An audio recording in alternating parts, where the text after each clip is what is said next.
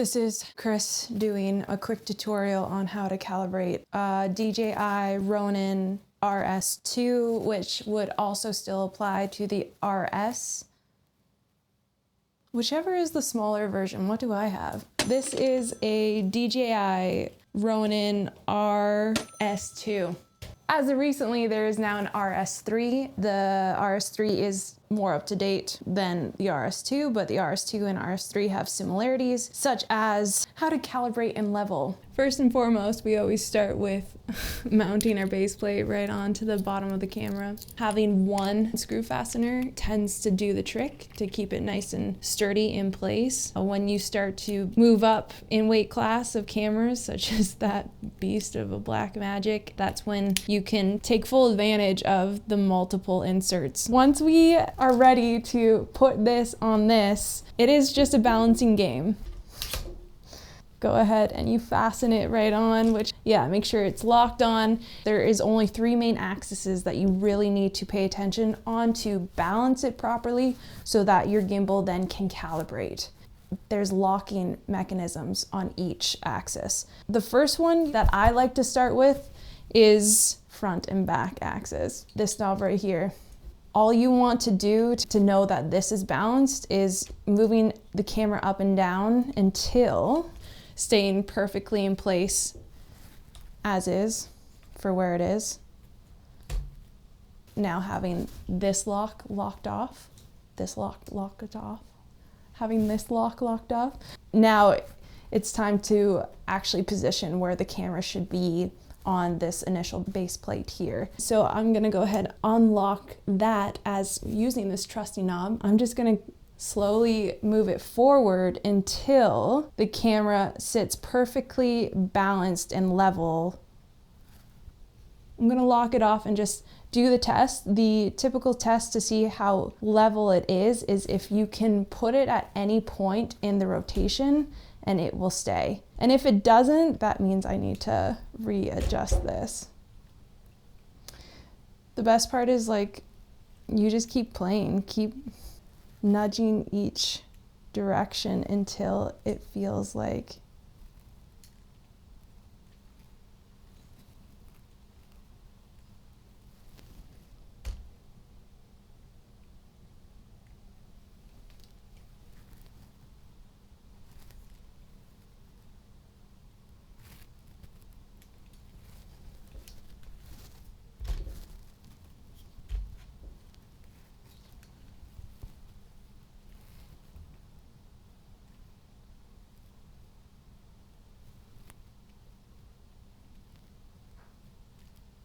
to where it stays in place.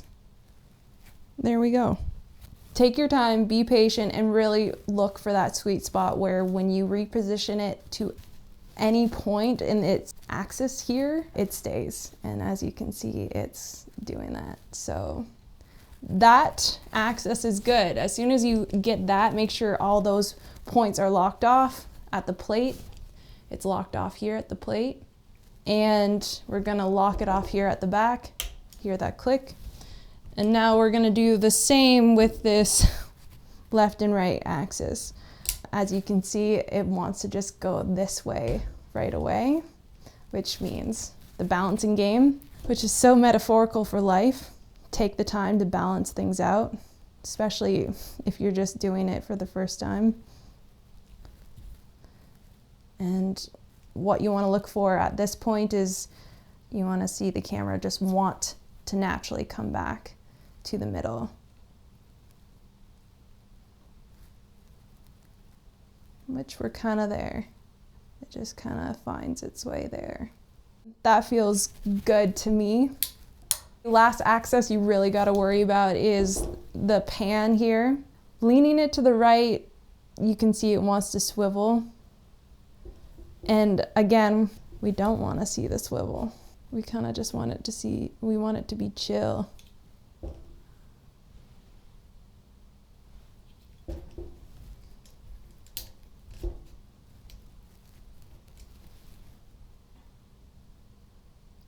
There you go. And it's chill. Wonderful. So now everything is kind of bounced off where it needs to be. Before you power it on, I recommend to just make sure you unlock all those axes now, because you are ready to power on your gimbs.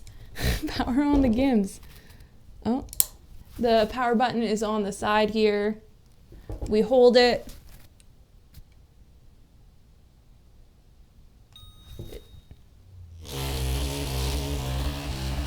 Listen for that beep. If it's making that noise, it's because it was previously calibrated for my Blackmagic Pocket Cinema 6K Pro. I don't need to be saying the entire title, but I feel obligated to for the integrity of its brand. It's with the GH5 now. The gimbal's like, oh shit, this is not the same. My settings are not the same.